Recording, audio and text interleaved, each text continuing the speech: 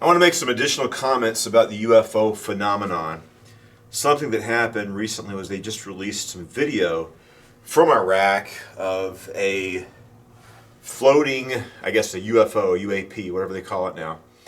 And the thing about this one is it had these tentacles. And if you've been paying attention to the videos I've been posting up, I saw years ago, probably over 20 years ago, one of these entities kind of attacked me in my sleep, and I woke up and I could see it. And one thing that's interesting about all of this is like remote viewing, where somehow we can see different ways than with our eyes. Because I told the story earlier, but I woke up and this entity was there. I could see it, but I didn't have my eyes open. How does that work? I don't know. But the interesting thing is, this thing that they filmed on surveillance video in Iraq looked very similar to the creature, the entity I saw, which I interpreted at the time as being a demonic entity. And what it was doing is, I talked about this in the earlier video, was it was eliciting and feasting or getting gratification off of negative emotions, guilt, shame, fear, and it was kind of getting gratification or satisfaction. Is pulling these emotions out of me and feeding off of them. So you see this creature in a video, in a military surveillance video, similar to what I saw, floating around. And then there was somebody there that saw the full footage, somebody stationed on that base. So that's very interesting. And what's happening, when you hear this UFO phenomenon, the basic assumption, and my basic assumption is, and I still lean towards this at least to a certain degree, is that these are beings from another planet, another solar system. But Tucker's been following the UFO story pretty seriously for several years now. He's been fired from Fox for over a year. Of course, they fired him mostly not for UFOs, but for questioning the January 6th narrative, which he's correct that this is not, because I was there, it's not, what they're reporting on is not an accurate portrayal of the facts on the ground, and that there was agent provocateurs. The federal government was involved in the violent activities of January 6th. But because he's questioning official narratives, he's fired. And Tucker's been very good about the UFO phenomenon, and he recently gave an interview where he's talking about how he believes these are spiritual beings, and he's also looking into how some of these are demonic. And there's criminality involved. The cover-up is part of the criminality. And not just that. I mean, the cover-up with the government. The government knows this is going on, knows it's real, but has been covering it up. And then you have the issue where these entities, it's how the military is discovering it, non-human intelligences. They're not saying they're space aliens, they're saying they're non-human intelligences. And they have, people in our government have had contact and communicated with these beings. So what happened is my brother sent me this video by, I think it's Ryan Bledsoe, and his father's Christopher Bledsoe, and he claims that he can summon and cause these orbs, these UFOs, whatever, to manifest, and he communicates with these beings. And Christopher Bledsoe, I guess he's recently written a book, but he the way he presents himself and his demeanor, he strikes me as being insane. It's just, you watch an interview like with Jesse Waters, I'm bringing this guy on, Christopher Bledsoe, tell us your story, and then you have to ask yourself, like, okay, this. I mean, it's kind of sad to see somebody who's obviously mentally ill, mocking him when the man needs help. So, I mean, that's just the impression that that Christopher Bledsoe gave me, is that he's escaped from an institution, and he needs to go return to the facility he came from and get treatment. And you try to watch. And one of the things that bothers me about these videos is just cut to the chase. Like my brother sent me this video. It's almost like 4 hours long, and these people rambling on and on. And Christopher Bledsoe is the worst. I mean, it's like, what are you getting? What are you talking about? He can't communicate coherently, whatever this phenomenon is. However, his son does a video, and his son is able to speak rationally and coherently and logically, unlike his father. So you hear his father speaking, it's like this guy's a nut job. He's a whacked out whack job. But Ryan Bledsoe, he gives this presentation, and it seems a lot more reasonable. But Ryan Bledsoe is totally convinced that this is a true, real phenomenon that his father's experiencing. That his father might have this demeanor of being a maniac, but he's not. That he's genuinely had these encounters with these intelligences. Now, there's two things that come in this interview I think are very interesting. One is he brings up Egyptian mythology. I wrote a book on Egyptian mythology. I think it's one of the best books I wrote. It's called the Aeneid. And the reason why I wrote the book is because I'm trying to give the cultural background of the story of the Exodus. And I look on Moses as the product of two pagan cultures. Actually, Moses is the product of three cultures. He's from a Hebrew family, but he's raised as an Egyptian. Primarily, Moses would have been an Egyptian, but he's also steeped in the Canaanite culture, the Hebrew culture, which they worship the Canaanite gods. So I wrote the Aeneid about Egyptian mythology, and I wrote two books on Baalism, or Canaanite mythology, and that's the first is called the Baal Cycle. It's the Baal Cycle is a big illustrated book I wrote. The other was the Epic of Baal. And it's pretty good. I only made one thing I overlooked. There's this, in the story of Europa, which is one of the Canaanite myths, there's a robot. It's kind of interesting. I think it's called Talos, I forget. But the gods created a giant robot to protect Europa, who's the Phoenician princess.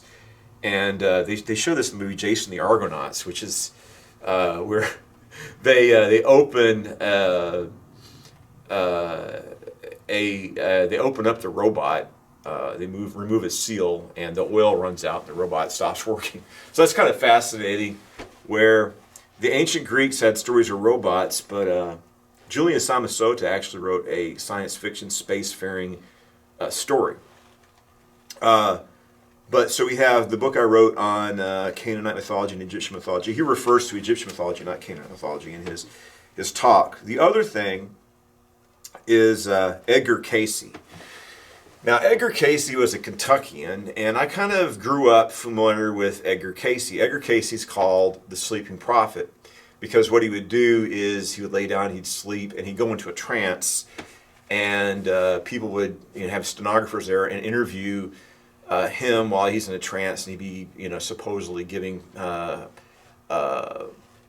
another entity was speaking through him, another intelligence, a spirit, and providing wisdom of various sorts. Now, my grandfather was like a disciple of Edgar Casey. My father was familiar with Edgar Casey and seemed to think that there was something to it, but he felt like my grandfather was too much into Edgar Casey, that we should go by the scriptures and not by this so-called sleeping prophet. Now, it bothers me. I understand I have been rambling a little bit in this program, but I hope it's not a 3-hour program. And with these people, it's like Alex Jones. Oh, I got the video on Bohemian Grove. You can watch the sacrifice. So he loads up like a 6-hour program, and somewhere is a 30 there's a 30-second video of some kind of supposed secret ritual, and you have to watch the whole 6 hours and he doesn't talk about what he saw or did. You have to watch the entire 6 hours to see what he's talking about. And it's like, look, I'm not interested. If you can't present, just put up or shut up. I'm not going to watch your freaking 6-hour program you're rambling on. I don't want to watch a 6-hour video of Alex Jones rambling on hour after hour incoherently, so you can watch a 30-second video of the supposed footage he got of, a sacrifice or something going on in Bohemian Grove. So, let's get to the gist of Ryan Bledsoe, what Christopher Bledsoe is saying. The curious thing about this, and are they saying this or is it true? They claim they have this phenomenon where Christopher Bledsoe summons and manifests these UFOs. They say that the NASA and the CIA and the FBI are interested in this phenomenon, and they have approached Christopher Bledsoe, and they're convinced that this is a genuine experience. So he goes on the Jesse Waters show and he makes an utter fool out of himself, But is it Jesse's fault? He lets this guy speak and he starts acting like he's crazed and out of his mind. But I mean, is the FBI really, or the NASA, or federal agencies really convinced this guy isn't a nut job, that something's really happening? His son thinks this is genuine because his son's like, well, I remember my father first had this experience. I was there. I was witnessing it. It's my father, so it's not, it's something I'm observing, an outside observer of this phenomenon, and the FBI coming, and NASA coming, the CIA coming, and seeing some of these entities, watching his father summon and manifest these orbs, and seeing these entities. So the gist of it, the gist of them rambling on for hour after hour after hour and not getting to the point, but the whole point of the matter is this: Christopher and Ryan Bledsoe believe that these are not extraterrestrials. These are not aliens from another planet, another solar system, another galaxy. That these are spiritual. They look at these as spiritual beings. Now, this family was Pentecostal, traditional, conservative, evangelical, Pentecostal family. And now they are New Age, right? So some of these beings... the interesting thing is, earlier in the program, he says, well, the government wants to scare you about UFOs with stories like cattle mutilations. But later on, he kind of says, well, maybe cattle mutilations are true, maybe they are. He thinks that many of these entities are good, but there might be some evil entities out there. But the thing with the cattle mutilations, this is an actual phenomenon. This wasn't ufologists. These are ranchers and farmers who come upon their animals and they're mutilated. And with precision cuts, this like people using advanced technology to mutilate livestock, and it doesn't seem that this is what's happening. These poor animals in these cattle mutilations is not done by human beings. It's done by some kind of intelligence, apparently an advanced intelligence. And Tucker talks about this as well, that there's some of these entities, maybe not all of them, but some of these entities are evil. And like the one I experienced, they get gratification from agony, pain, and suffering. They feed off of negative emotions. And this is probably what Tucker doesn't want to talk about. Let's just put this stuff out there. Let's just put it out there. I know some of it might freak people out. But like I said, the thing is, they won't believe you anyway. I've seen ghosts and spirits. I don't believe in that. Maybe I was just going through the grieving process. Maybe, I don't know, maybe my loved ones did come and appear to me. But we have to judge things by the Word of God, by the Scriptures, no matter what happens. Sometimes you can't trust your own senses. I mean, even though that seemed to me to be a profound experience, is actually therapeutic in a way, if that's what you want to call it. We have to stand on Scripture and not on experiences. So, back to their story. So, one of these entities he calls the Lady, and then he starts talking about Egyptian mythology. Now, I've written a book on Egyptian mythology. I think Egyptian mythology is very fascinating, but it's just stories, right? It's not true. So I wrote about Hathor. Hathor is like one of the major Egyptian goddesses after Isis. So it's in my book, the Aeneid. Actually, there's the book with Chadwick Boseman's in it, the man who played the Black Panther. He plays Thoth, the Egyptian god of wisdom. And they hated on that Gods of Egypt movie, but I think that, I liked, some things I liked about that movie. The only thing I didn't like about that movie is they kind of overlooked a central story, the story of Isis and Osiris. Because there's a reason why they did it, because a lot of movies are using Joseph Campbell's Hero with a Thousand Faces, The Hero's Journey, and they couldn't fit Isis and Osiris in a 2-hour movie with the standard way they package films and the character development. They couldn't fit, but that was a big loss for the film. But there's some things I really liked about the movie. The solar barge, seeing the Amduat, if you know about Egyptian mythology, seeing it shown on film. I thought it's very fascinating. But the way I look at the gods of Egypt is like Clash of the Titans. Is that an accurate depiction of the myth of Perseus? No, they took liberties with it, but it's a good way to get. It's just like the movie 300. You try to tell people about the Battle of Leonidas and the Battle of Thermopylae, and their eyes glaze over. You make a movie like 300, and it's a good film. They're interested in it. they actually read up on it. It's a way to get people into things that are important, to get people into history, or to get people into Greek mythology. The biggest complaints about the Gods of Egypt movie was so-called whitewashing. And it's not true. Egypt is on the continent of Africa, but the ancient Egyptians, we're putting our racial conflicts and problems on ancient history. You should never do that. And just like recently, they're trying to show that, Cleopatra's black. She is from the Ptolemaic dynasty. She's of Greek descent. They idealize or envision Egypt being a certain way, but we can't do that. They didn't have these racial classifications we're trying to impose upon them. They're Middle Eastern people. Some of the pharaohs had blonde or red hair, and they tested the hair, and that hair is red. I've seen these mummies myself. You can see that they have, European, Caucasian features. Egypt, just like the movie depicts, Egypt is racially diverse, ancient civilization. There were most people are probably dark complected, Middle Eastern in appearance, but some pharaohs were actually, white, if that's what you would call it. Some were black. But people are all upset about this Gods of Egypt movie. The big complaint was, the cast is racially diverse. You mean like ancient Egypt was? Let's let the historical record and the archaeological records speak out, not let these extremists who aren't educated in the field impose an incorrect perception on ancient Egypt. But it troubles me. Now, Ryan Bledsoe has maintained he still adheres to certain Christian beliefs, but he doesn't consider himself a Christian.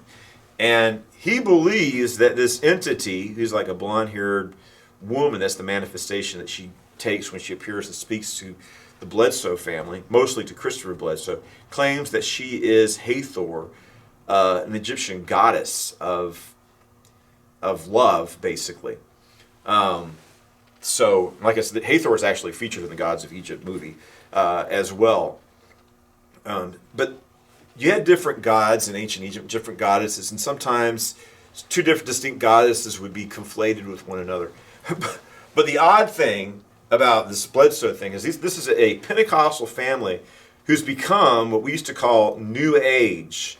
And now he's like, I didn't know who these Egyptian gods were. These entities came and they said that we are the gods, basically the gods of Egypt. That's who we were in times past. Now, this goddess or this entity, whatever, appears to him and says that she is Hathor. He seems to have been, Ryan Bledsoe seems to have, he doesn't say what is, trying to define his religious belief today, but he seems to think highly about Rosicrucianism. And there's a Lutheran pastor, probably 150, 200 years ago, who founded Rosicrucianism. And it's like a mystical or an occult form of Christianity. That's what it seems to be to me. I need to read up on it. So at the core, I guess it's Christian, but it's not standard traditional Christianity. It's incorporating a lot of transcendental beliefs or whatever, or certain concepts you think of mystical or occult. And it's more, I don't know, instead of maintaining Christian orthodoxies, it's more open system and open to different ideas, New Age ideas. So what do I think about all this?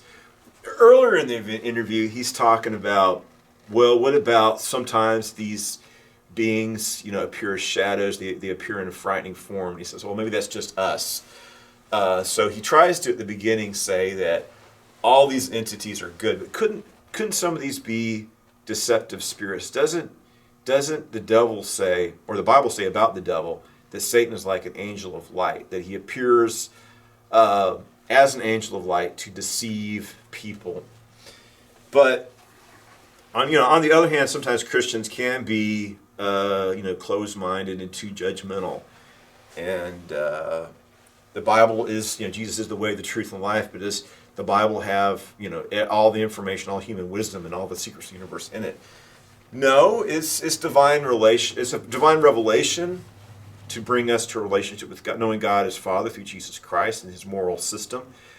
But I don't think that all wisdom is written in the Bible. There's just take like the Bible doesn't tell you how to build an automobile or how to build a plane or something like that. It doesn't explain physics. So on the other hand, some of the greatest scientists, like Isaac Newton, was a very devout religious person, and his beliefs as a Christian, his biblical perspective, enabled him to gain scientific insight and knowledge. So let's go back. So he also talked about Edgar Casey in there. What do I think about Edgar Casey? I don't know. I don't think the man was a phony, but that doesn't mean everything he might have been sincere, but that doesn't mean that everything he's saying is correct or true or accurate. I don't think he's a fraud. He's probably a true believer, but he could have been fooling himself. Maybe he did have some insights or some phenomenon, but that doesn't mean that Edgar Casey's infallible or right about everything. He could be mistaken about quite a lot of things. I need to do more research into Rosicrucianism and Edgar Casey, even though I kind of grew up with the knowledge of Edgar Casey since my father would talk about him, and my grandfather apparently was like a devotee of Edgar Casey. But, I kind of wonder, when you look at these entities, you read the book of Enoch, and it's like, well, this is an important piece of literature, right? That's how I looked at it. But it's like, is this accurate? I mean, did these angelic beings come, and was a hybrid species created? And it's hard for me to believe. Did these entities come down and civilize mankind, for instance, the way that is presented? Because you have the Watchers, which are holy watchers. They come down, they help men and women to learn skills, not some of the things they taught were bad, but according to the Book of Enoch, some of the things they taught benefited mankind, like agricultural techniques, the building of cities and stuff like that. But in the story in the Aeneid, that's what Osiris, Isis, Seth, and Nephthys do. They introduce science and the arts and limited forms of technology and agricultural systems to mankind. And I would be inclined, like the pyramids. I don't believe that alien intelligence or any people built the pyramids. People developed that technology. My brother and I went to the pyramids at Saqqara, and you see that there's all kinds of pyramids out there. Everybody's familiar with the Great Pyramids of Giza, but there's many pyramids. You can see the process of developing the skills to build pyramids. They perfected it. They built the Great Pyramids, and then it's just it consumed too much of the wealth of Egypt to continue building pyramids. They kind of abandoned the project, and they started burying the pharaohs instead. And plus, it's like, tomb robbers, come here. So they started hiding burying the pharaohs in the Valley of the Kings in southern Egypt. Josiah and I also went there. So what do I think about all of this? Is this man, is Christopher Bledsoe, is he insane? It seems like, this phenomenon is not necessarily new. He's like a shaman, sort of, isn't he? Where he's able to, if these beings are spiritual, I think you got to be very careful. I mean, maybe some of these are angelic in origin, but why would these beings say, "Well, I'm these pagan gods of ancient Egypt"? And I don't know. And the other thing that's very interesting is like the government has been covering up information about a spirit. If it is a spiritual phenomenon and not alien technology from another solar system, the government has been trying to, instead, they're not threatening religion or spirituality. They're trying to protect atheism and agnosticism, right? So why is the government doing that? Let's have skepticism and disbelief in the supernatural, disbelief in the spiritual world. We're going to protect the government's going to protect atheism and agnosticism and deny the spiritual reality, which is a part of the nature of existence. They're going to perpetuate the idea that there is no God, there is no spiritual reality, just materialism. So the government's trying to protect the populace from the reality that spiritual phenomenon is genuine, if Christopher Bledsoe is correct. And he talks about, I don't know, the interview's too long. These guys need to get to the freaking point, for crying out loud. And he's all evasive at the beginning. Well, I don't want to say if it's a spiritual phenomenon or if it's alien. If you watch the whole program, he believes this is a spiritual phenomenon. But the interesting in the end, and like I said, Tucker said the same thing, that our government was contacted. He says what happened is we're starting to detonate atomic bombs above the surface of the Earth. And when that happened, these entities said, no, you're not going to do that. You're damaging beings in other dimensions. You're causing harm to us and our realms in which we dwell. When if you're doing it on the surface of your planet, that's on you. But if you start detonating these in the atmosphere or above, you're causing rifts in the realms in which we dwell, and we're not going to put up with that. And so supposedly they stopped doing testing of that sort. He's blaming the problems or the cover-up on the military-industrial complex and high-tech corporations that want to monopolize this technology. And like I said before, it's like, why do spiritual beings need to use technology and machines? But didn't Ezekiel see God himself with on a craft of some sort? So I don't know. We have theologians that come up with these thoughts, and maybe reality doesn't always conform to our ideas, right? So maybe spiritual beings do have to use craft or vessels of some sort. I mean, it seems to boggle our mind, but maybe that's just the way things are. So this is an interesting subject. It's very deep, and like I said, I think they ramble on too long. I think they should organize, what is it, Danny, this program. It's interesting, and maybe, I don't know, it's disturbing or troubling that it's Danny Jones. His father's so eccentric, it's difficult. Ryan Bledsoe's father, Christopher Bledsoe, is so eccentric that it's hard to take him seriously. But maybe this is a genuine phenomenon. But I'm saying that I am concerned about some of the things that these entities are saying. They could be deceitful, deceptive spirits. We'll find out. And I think that people deserve to know the truth. I think it's wrong for the government to engage in a cover-up. And as I mentioned, I was with my brother, and we went to, it's very interesting. It's my cousin Lois, she's I don't know, second or third cousin, but she's very close to the family. She's kept in contact with us. I visited her several times over the years. She's a good woman. She's like really close. She's almost a sister to my grandmother. And she passed away, and we missed so many funerals. My Aunt Sandy died, my father's sister. My cousin Nicholas died, Nikki, and it's like I should go to the funeral. It's my cousin, and it's like, oh, COVID, you can't do this, you can't do that, you can't do the other. It's an outrage, and so finally, Lois died, and it's like, I'm going to honor her, and in memory of those funerals we weren't able to go to, I want to go to her funeral for the sake of the other relatives and show her respects as someone who's a good woman who loved her family. And so Josiah said, let's make this a road trip. So we go up there, and Josiah wants to look at the mountains in New Mexico. So we go up there, and we go through Roswell, New Mexico, and it happened to be the 75th anniversary of the UFO crash landing, And so I go in there, and I hadn't seen this before. It's like the Army Office of Public Affairs press release. As soon as they found and took possession of this craft, and the way it's written, it's like, we have found a UFO. The question's settled, and and then within 24 hours, oh no, this is a sheet of aluminum foil and balsa wood and Scotch tape. That's all it was. It's a kite.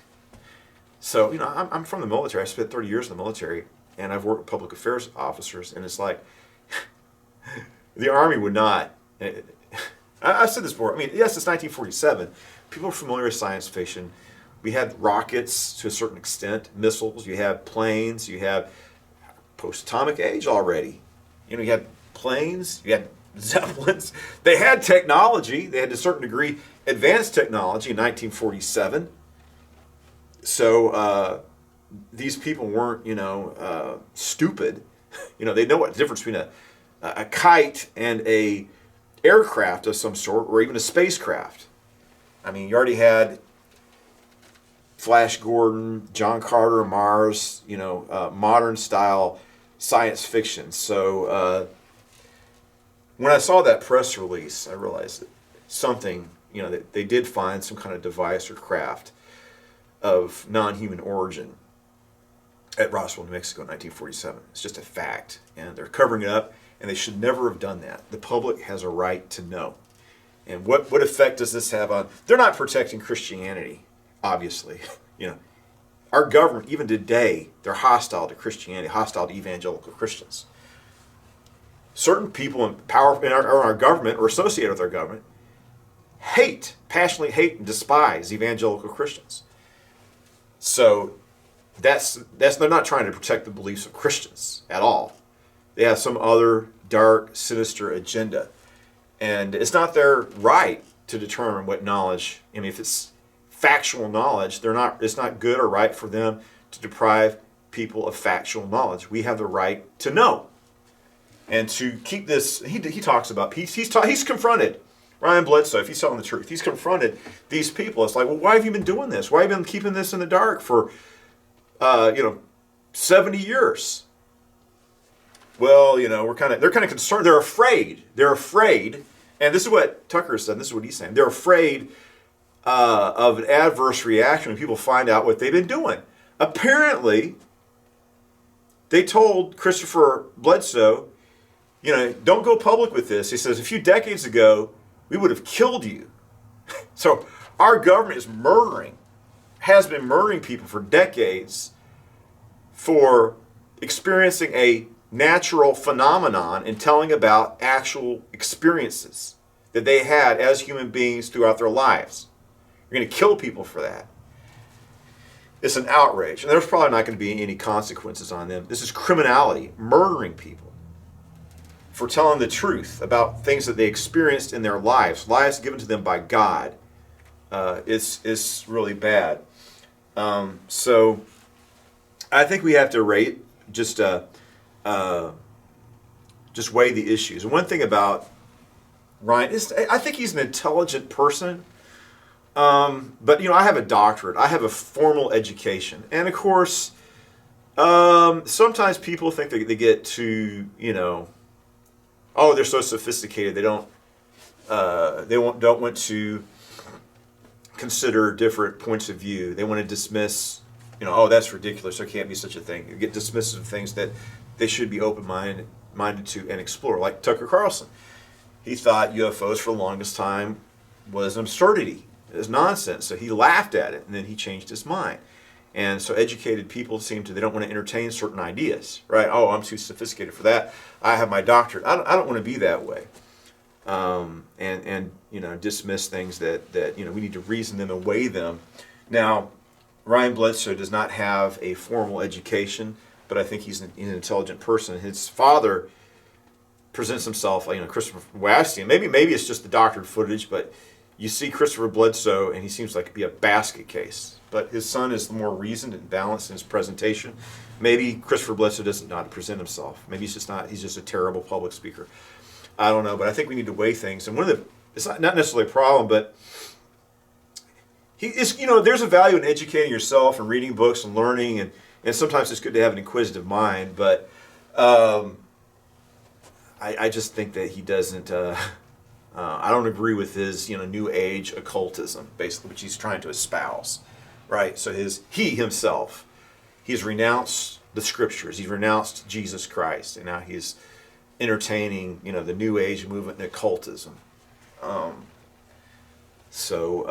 I think that people need to look at the evidence. You should be strong in your faith, well-grounded in your faith. You should know what you believe and why. But I think we also have to pursue the truth. And let's just say, will people have to, whatever this phenomenon is, once the government stops withholding this information and it's accessible to the public, will Christians have to rethink some of their theologies and interpret things differently? Maybe. The problem is we don't know. We don't know what's going on. And how can you know the ramifications of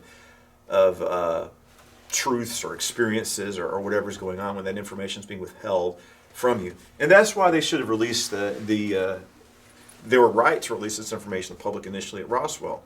Just let the public know. Let us think it through and deal with it and come to our conclusions. And let every individual come to their own conclusions about it. It's like Jesus said, you shall know the truth and the truth shall set you free. So this is Ryan Bledsoe's thing. What is he saying? His father had these experiences where first, I guess he saw one of these, for some reason, one of these beings manifested itself to him. And then now he has some kind of relationship, but he's kind of like what I would say is a shaman, where he's able to summon these beings from the netherworld and communicate with them. Maybe they are angelic beings, some of them, but I think some of the things that he's saying that they're claiming, encouraging idolatry and pagan worship, I have a problem with that, honestly, and giving credence to mythology. And like I said, he needs an education. He's talking about Tutmosis the Third, which was his aunt was the female pharaoh Hatshepsut. What does he have to do with most of these mystery religion schools? That was a phenomenon that is from the Greco-Roman period. I don't think it goes back. I mean, they claim, ancient. We have an ancient lineage from the time of King Solomon or before. The Jewish mystics say the same thing. Oh, this goes back to the Torah or the Garden of Eden, but these are actually a lot of times ideas that are developed 400 BC, maybe on concepts that are even earlier than that. But I think that we need to have a healthy dose of skepticism and get an education and weigh the evidence. But it's an interesting interview, but I don't feel comfortable with, embracing the New Age movement. And there's one God that spoke to the prophets and revealed himself through Jesus Christ. And if these entities are encouraging pagan rites, that's not good. The other thing that kind of troubles me about them is like they come to Christopher Bledsoe. Oh, we're here to help and benefit and protect mankind. It's like, really? You've been doing a piss poor job at it. I mean, look at radical Islam. Look at the genocide. Look at Nazism. I mean, you're here to benefit and protect mankind? Look at Coptic Christians in Egypt living in fear, murdered by crazed mobs of Muslim fanatics. That's been going on since, 632 AD to this very day. How many people have died? Nazi Germany, millions. It's like, oh, you're here to help us, huh? Okay. And then there does seem to be, maybe these are good angels. I don't know. But then this dark, evil, sinister, and actually, tormenting people. Some of these entities are apparently very, very evil. So hopefully more information will be released and we can process it, right, and deal with it. And even though this program is too long, I think it was thought-provoking and very interesting. It's like I studied Egyptian mythology. I wrote a book on Egyptian mythology, a book I'm proud of, and I illustrated it. The thing is, make a clue with this. I think those makers of the movie, The Gods of Egypt, I think they got my book, they adapted it, and I did artwork from that book, and they borrowed my patterns and designs, and I didn't get any credit or money for it. It was like, oh well. But it's derived from, I just retold Egyptian stories and try to be faithful to ancient accounts as much as possible. But I gave my own little slant to it, if you will, put my own creative impulse in it. So we got more videos coming out about the UFO phenomenon coming up soon. I want to close with Tucker Carlson and his comments in a recent interview about the phenomenon of UFO and his belief, UFOs or UAPs, and his belief this is a spiritual phenomenon and that some of it is dark and sinister. But another thing he says here in the video is like we shouldn't be afraid of the demonic aspect of it. He says because, according to Ryan Bledsoe, he says it's because that we are human beings who are created in the image of God and we bear a seed of divinity within ourselves, so we're able to overcome the forces of evil. But I believe in Jesus Christ, and when this entity was trying to provoke and feed off, torment me and feed off these negative emotions, I called upon Jesus Christ, and I rebuked this foul spirit or entity, whatever it was, and it fled. But I had this experience of, I was able to understand what was happening. I saw it, where you had this entity is floating around, just like you see in that video, and it looks to, maybe it went to military bases because it's hoping to find someone dying or wounded or injured, because they feed off of human agony and suffering. Certain of these entities do. But we have power over them through the goodness of God that was revealed in the person of Jesus Christ, who is our Lord and Savior. So Scripture says, submit to God, resist the devil, and he will flee.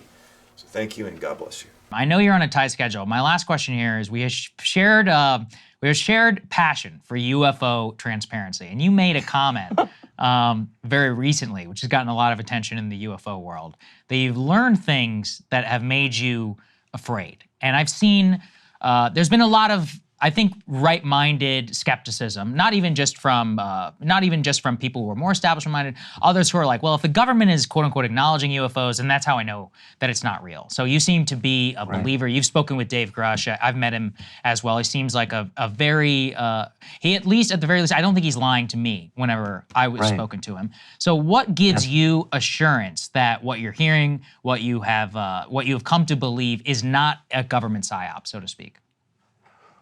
Well, everything's a government psyop, including UFOs, but that doesn't mean that there aren't UFOs. And I think I know the comment you're referring to is on Clayton Morris's, an old friend of mine called Clayton Morris's podcast, a great guy, really interested in this topic. And I said that there are things that I don't want to talk about, and I, as usual, didn't fully explain myself. If I had, verifiable facts about this phenomenon, I would immediately put them on the air, because I'm committed to that completely, because my whole life is about that. So I should have said more clearly, I can't be certain. This is just what I believe based on, talking to an awful lot of people about this, some of whom I trust a lot, some of whom I trust sort of. I mean, you're trying to piece it together from lots of different places, but no, these are my views, okay? They can't be proven, but I think they're informed views. The phenomenon is real. It's been recorded for thousands of years. We know that. There's something buzzing around us in the skies, but also under the oceans, we now know, and probably underground as well. So it's real. The government's lied about it a million different ways, probably for a million different reasons, for at least 80 years. That's also confirmed. They're lying about it now. Who knows what their motives are? And they're also trying to keep a lot of this stuff from being disclosed. That's true.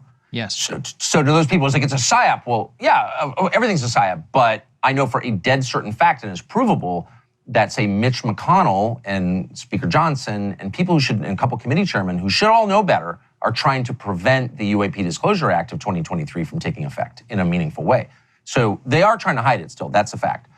My own view is that these are not aliens. There's no evidence that they've come from somewhere else. We would probably know. We've got a lot of technology that's watching what comes in and out of the atmosphere, and there's no evidence of that. I think they've been here forever. This is my view. Again, it can't be proven, but I'm just telling you, after a lot of conversations, I think it's likely that the U.S. government has had contact with these, direct contact, and over a period of years. I find that really disturbing, because and a bunch of other things that are highly distressing, that I can't prove, and so I'm certainly not going to throw them out there, but I'll tell you this. I've talked to a lot of people about this, not because I've never been interested in UFOs until like 5 years ago, and I was like, wait, this is real. What is this? Why aren't we talking about this? I'm just like coming at it from a totally idiotic, I don't know anything, curious position, which is my normal posture on everything. And so I've talked to a lot of people, and my view is that this is my opinion, that there are things about this that are really disturbing. And while I hate any kind of government secrecy, and if I could prove any of this, I would say it immediately, consequences be damned, I do sort of understand why they don't want to let this stuff out. It's not about, we've got fragments of one of these crafts at a Lockheed, facility in California, and we have biologics from the craft. Everyone knows that that's likely true. Well, it's certainly true that they have the, pieces of this stuff.